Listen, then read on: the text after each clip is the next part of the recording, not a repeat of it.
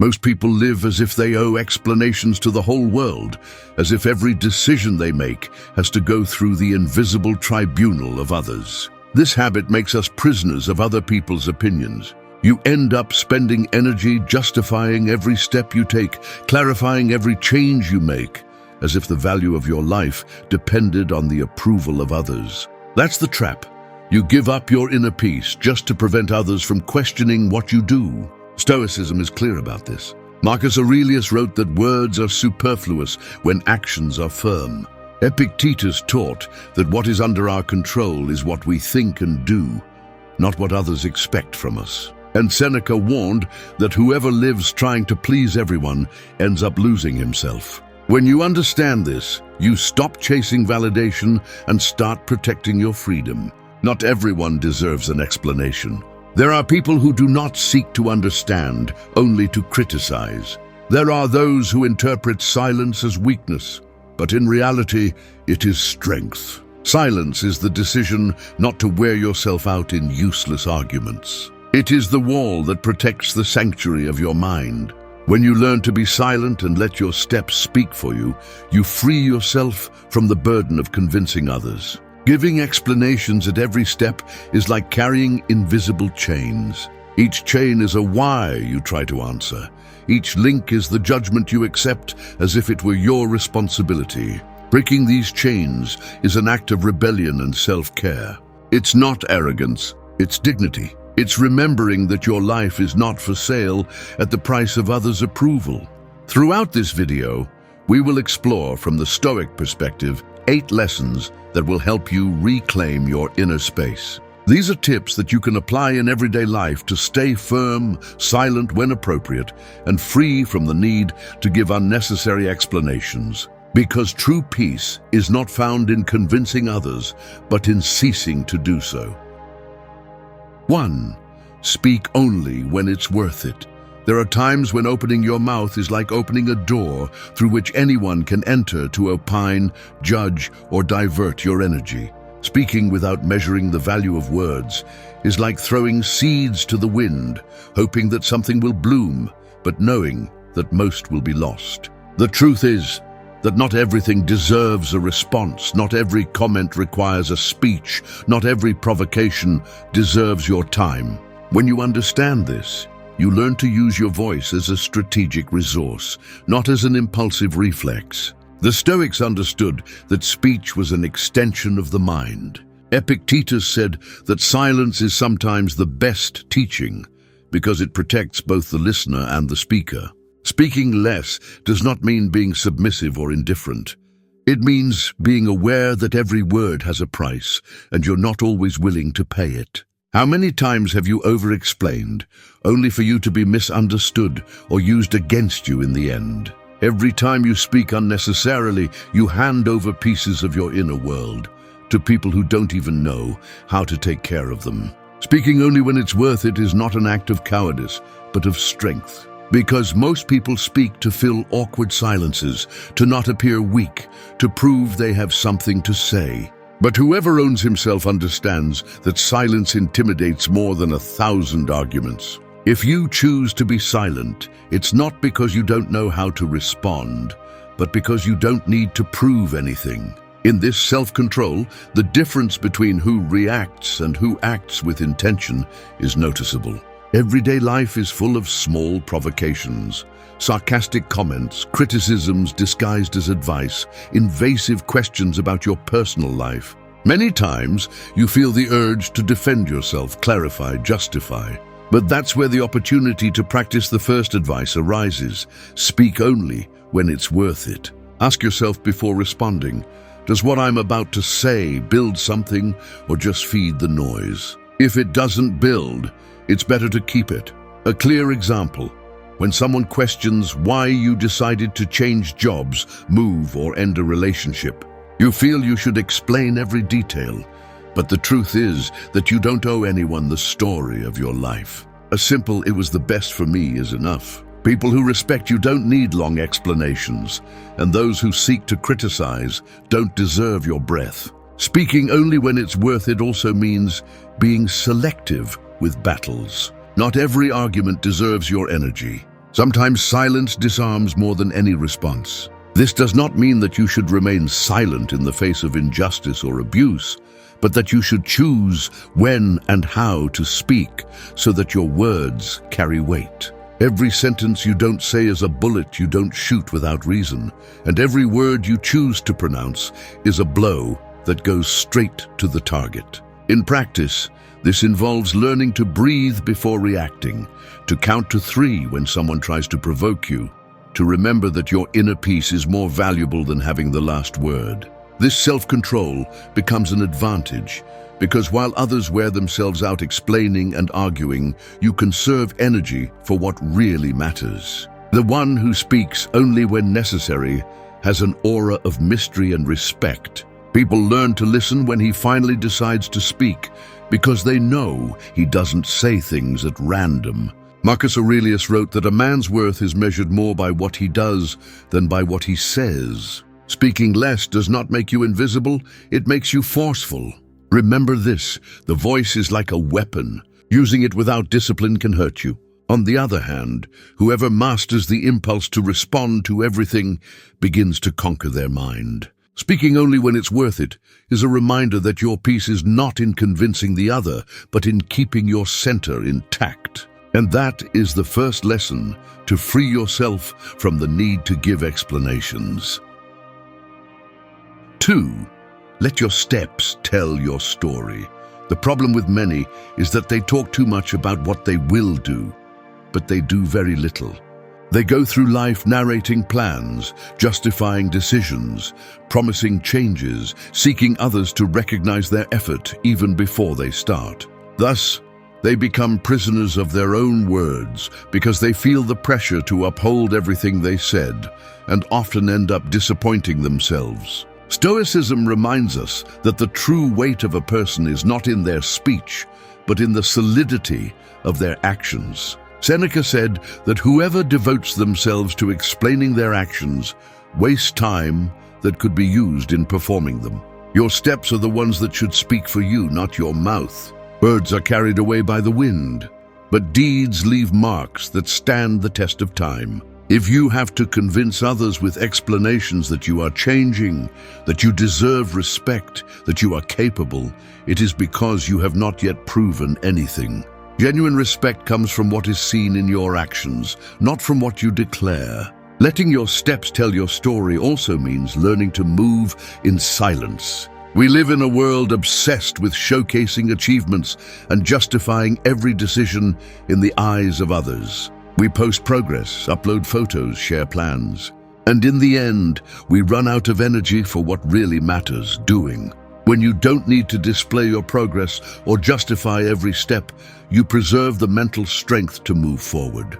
There is a force that emanates from those who do not need explanations to demonstrate their course. Think of those people who do not announce their plans, but one day appear with compelling results. They changed their lives, built something solid, improved in silence. These types of people command respect because they do not waste words convincing anyone. They invest their energy in moving forward. The practical advice here is simple but powerful. Every time you feel the urge to justify what you do, ask yourself if it wouldn't be better to let time and results speak for you. Often silence not only protects your peace, but also frees you from unnecessary expectations. When others do not know every detail of your path, they have nothing with which to judge it or interrupt it. The Stoics insisted that virtue is demonstrated by deeds. Epictetus taught that instead of saying you were brave, you should act bravely. Instead of proclaiming your self-discipline, you should live with discipline.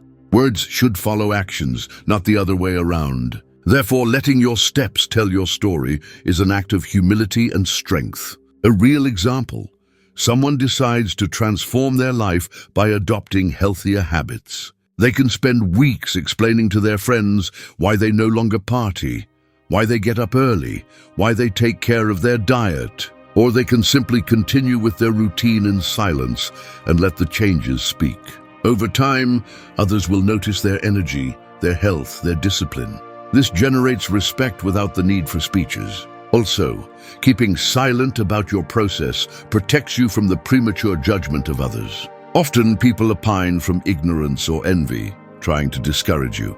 When you keep your path away from those voices, you become stronger and more resistant to criticism. Marcus Aurelius wrote that you do not need witnesses to live according to your reason and your nature. It is enough to act according to your conscience. Letting your steps tell your story is a challenge in a world that confuses noise with progress. But that decision gives you power over your life. Your steps, firm and silent, become your defense and your argument. The next time someone demands an explanation, take a deep breath and remember, you don't have to prove anything with words when you are already demonstrating it with what you do. That is the second lesson to free your inner peace. Do more, talk less, and let the echo of your steps be what introduces you to the world. 3. Safeguard the sanctuary of your mind.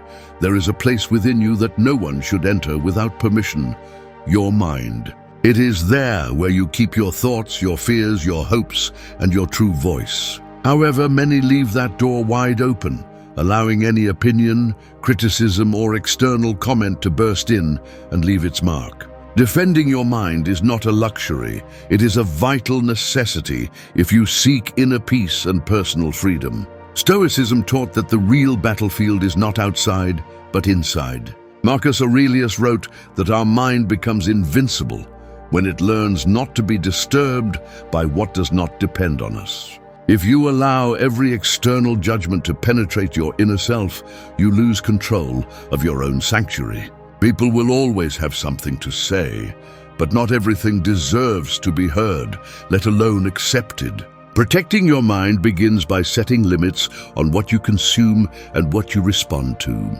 Often it's not just what others tell you directly, it's also what you read, what you see, what you decide to absorb. Every explanation you give to people who don't matter, every justification you make to please external opinions, is another crack in that wall that should protect your peace. The sanctuary of your mind erodes when you justify decisions to those who do not seek to understand you. You enter into an endless dialogue that wears you down and steals your energy.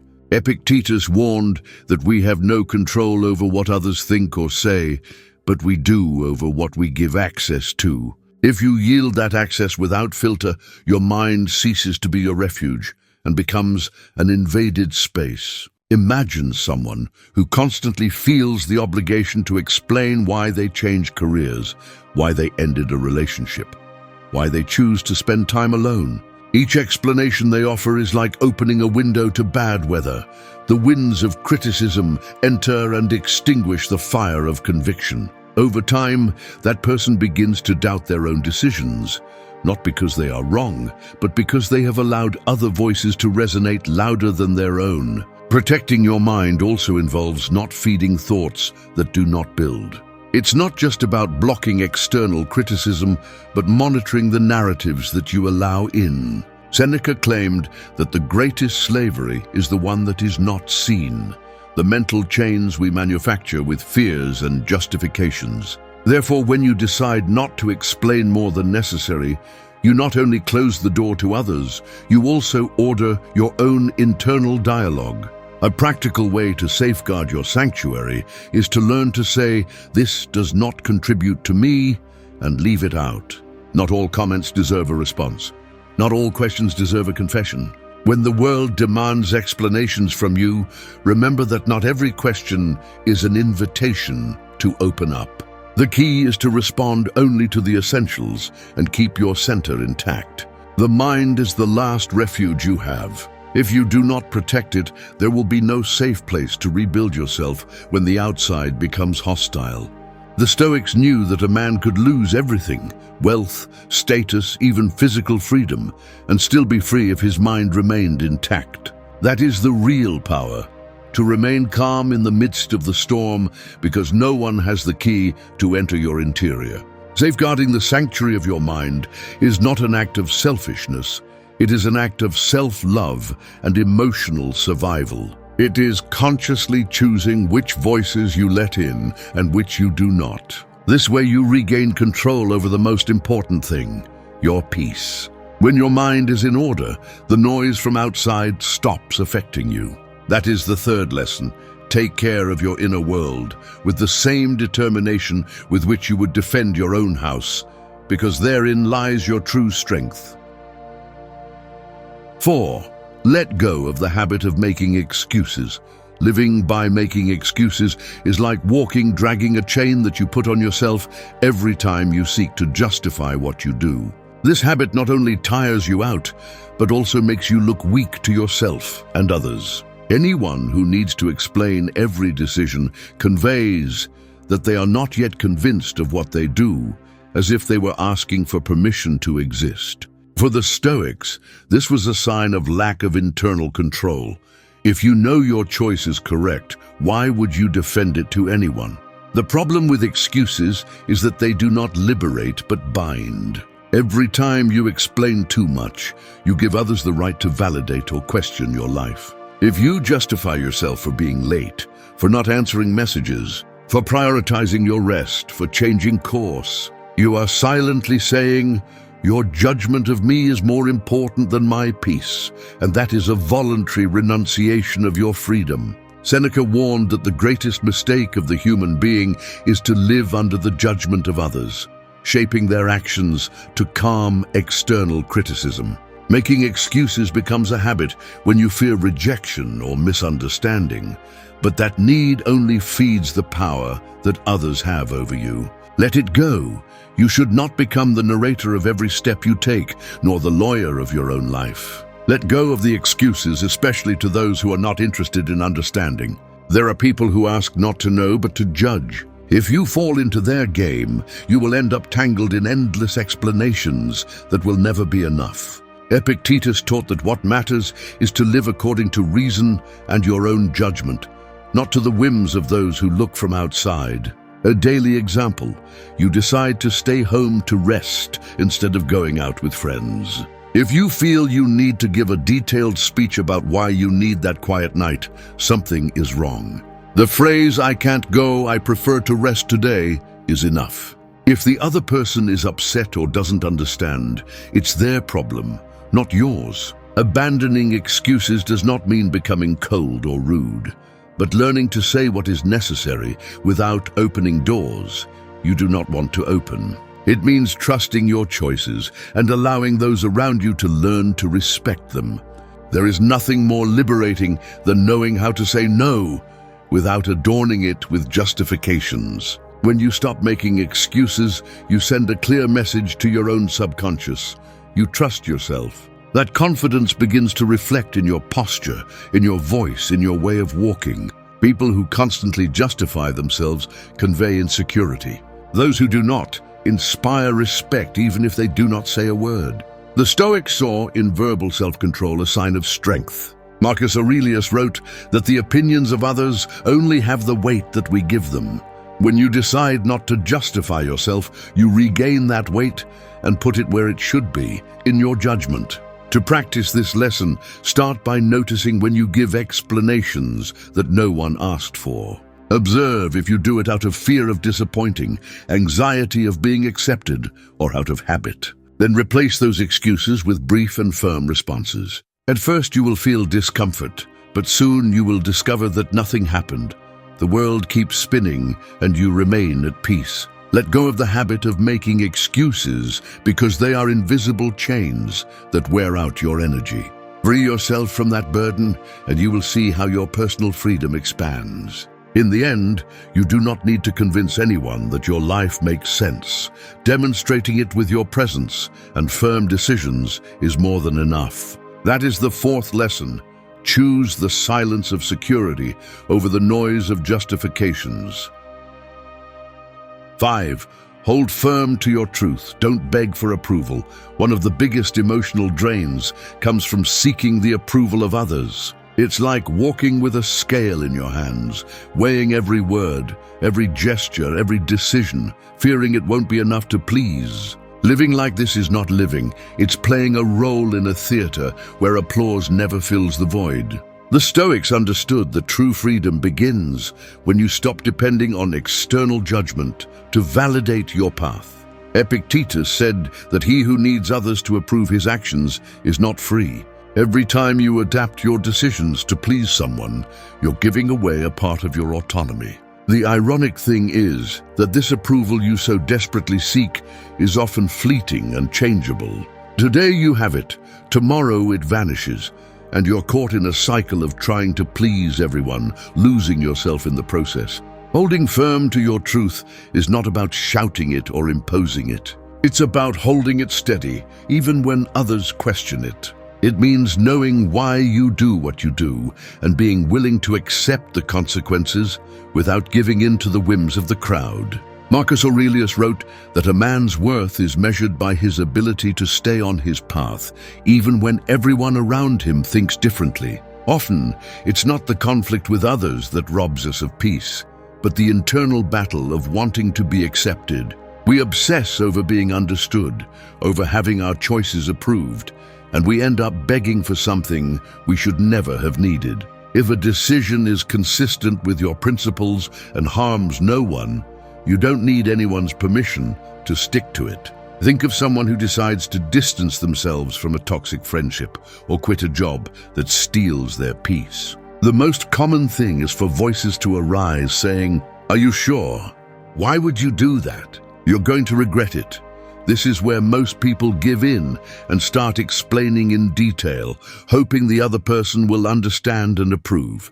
But someone who is firm in their truth knows they don't have to beg for understanding. They act because their well-being demands it, not because the rest applaud it. The practical advice is to stop justifying your values. If you value honesty, you don't have to apologize for rejecting what doesn't respect it. If you value calm, you don't need to give speeches to explain why you avoid drama. If your priority is your mental health, you don't have to beg for others to accept your limits. What is true for you doesn't need anyone else's stamp of approval.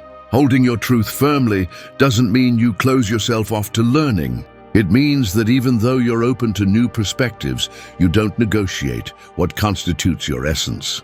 It's the difference between listening to opinions and living tied to them. The Stoics taught that the wise man listens, but he doesn't bow to every wind of opinion that blows against him. Practicing this lesson involves giving up the habit of over-explaining. When someone questions your choice, respond simply and without a defensive tone. "This is what I decided because it's what I consider right." You don't need to embellish it with endless arguments or disguise it to make it sound acceptable. The confidence in your voice will come from the confidence you have in yourself. Those who don't beg for approval live lighter. They walk without invisible chains, speak less and act more. And curiously, people often respect those who don't desperately seek approval more. Holding firm to your truth is an act of silent dignity that inspires more than you imagine. That's the fifth lesson. Stop negotiating your essence to fit into other people's molds, because nothing is more valuable than your inner peace when you know you're being true to yourself. 6. Turn silence into your strongest argument. Silence is one of the most underestimated resources of our time. In a society that values noise, constant opinion, and the immediacy of responses, silence is interpreted as weakness. But it's quite the opposite. Silence, when born from strength, is a blow that makes no noise, but is felt deeper than any word. The Stoics understood the power of silence as an act of self-control. Epictetus claimed that whoever controls their tongue shows they have conquered their mind. Speaking just to fill the void is a waste of energy. Timely silence, on the other hand, is strategy and self-control. Well-chosen silence is not submission, it's a declaration that you won't wear yourself out with discussions that change nothing. When you turn silence into your argument, you send a clear message. Not everything deserves your reaction. Often, people expect your explanation to fuel a conflict or justify their criticism. If you respond, you're playing their game. If you stay silent, you take away their ground. It's not that you have nothing to say. It's that you choose not to say it because you won't invest your peace in convincing someone who doesn't want to understand. Silence is also a form of protection. Every word you give becomes a thread that others can pull. The more you explain, the more material you provide for others to question, distort, or attack. By staying silent, you close that door. Seneca advised that the wise speak little and with purpose, because they know the value of their ideas is not in the number of words, but in the weight of their actions. Think about a common argument. Someone questions your decision to change your professional course, to distance yourself from certain circles, or to set boundaries in your relationships. The immediate reaction is usually to justify yourself so that the other person approves. But in reality, you don't owe them a story, just a simple statement. That's what I decided. And from there, silence. Not because you don't have reasons, but because you don't need to expose them to validate them. Silence is especially powerful in the face of provocations. Whoever seeks to argue needs you to respond to sustain the conflict. If you don't give them that response, their strength fades. It's like putting out a fire due to lack of oxygen. Sometimes silence not only protects your peace, but also disarms the other's hostility. Practicing this kind of silence requires discipline and courage. The discipline to resist the urge to defend yourself immediately, and the courage to endure any misunderstandings that may arise. But remember, it's not your job to clarify every foreign thought. Your responsibility ends where others' right to interpret as they wish begins. A practical tip to implement this lesson is to learn to pause before answering. If the question or comment doesn't deserve an explanation, keep calm and respond only what's fair, or don't respond at all. This is not indifference, it's respect for your time and energy. Marcus Aurelius wrote that the best defense against unfair criticism is to live in a way that the truth stands on its own. That's the essence of silence as an argument. There's no better reply than a life consistent with your principles. Turning silence into your strongest argument is a reminder that you don't need noise to be firm. Silence is the voice of those who don't waste time persuading others, because they know that the truth sooner or later becomes evident. That's the sixth lesson. Let your quietness speak louder than your words, and let the echo of your calm be the message that no one can ignore. 7. Live in such a way that you don't need to justify yourself. True freedom does not come when you manage to convince others that you are right, but when you stop feeling the need to do so. Living in such a way that you don't need to justify yourself is to choose coherence every day. Let your actions speak for you, and let your life be so clear that it doesn't require additional explanations. The Stoics knew that the weight of words decreases when they are not backed by facts. Epictetus said that the upright man does not need speeches to prove his character, because his conduct speaks for him. If you live with firm principles and apply them in every decision, the doubts of others become irrelevant. Many fall into the mistake of constantly seeking external approval, adjusting their steps to avoid criticism.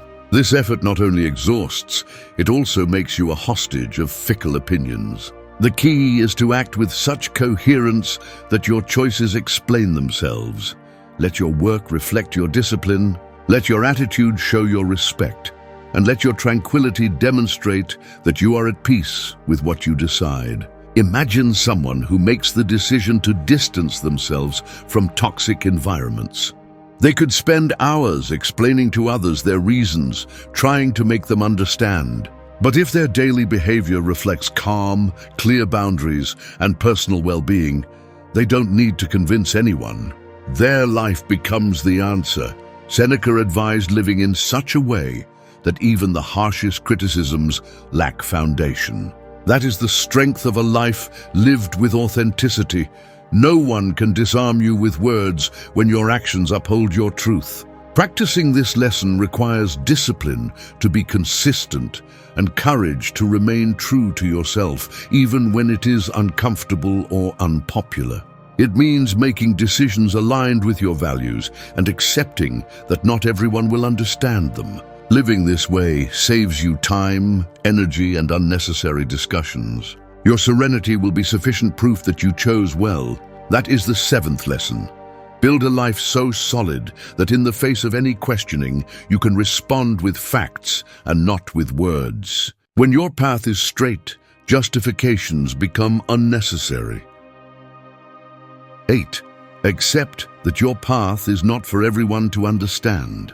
One of the biggest sources of emotional exhaustion is trying to make others understand every step you take. You want them to approve your decisions, to share your vision, to validate your way of living. But the truth is that your path was not designed for everyone to understand. Pretending otherwise is like asking someone to read a book that only you have written. The Stoics understood this reality. Marcus Aurelius reminded us that each person sees the world from their own wounds, desires, and beliefs. Therefore, it's not realistic to expect them to align with your vision. If you accept this truth, you stop wasting time trying to translate your life for others to approve. Accepting that your path is not for everyone to understand is an act of maturity and liberation. It allows you to move forward without carrying the weight of others' expectations. You don't need to explain why you give up security to follow a dream, why you decide to set boundaries with close people, or why you prioritize your peace over appearances. Those who seek to criticize will not listen to reasons, and those who appreciate you will not need so many words. A clear example: you decide to start your own project, and someone close questions it because they see no guarantees. You could spend hours justifying your vision, or simply accept that not everyone shares your faith or sees what you see. Instead of arguing, you move forward, and over time, the results become the best response. Seneca taught that you should not live to please or convince, but to be consistent with your reason. That consistency is the compass that keeps you steady even when others doubt or criticize. This lesson does not imply being indifferent to others, but recognizing that your life is unique, shaped by your experiences, values, and battles. Those who have not walked in your shoes do not have to understand every decision. When you accept that your path is not for everyone, you regain your energy and your peace. You stop chasing endless explanations and let your steps over time reveal the why of each choice. That is the 8th lesson. Move forward without asking for permission and without expecting universal understanding. Your journey is yours, not a public debate. Thank you for staying until the end of the video. If you watched the whole thing, comment "I am Stoic" as our secret signal to know that you're a true student of Stoicism. Don't forget to subscribe and give the video a like if you enjoyed it. See you in the next video, and remember, keep cultivating your Stoic mind.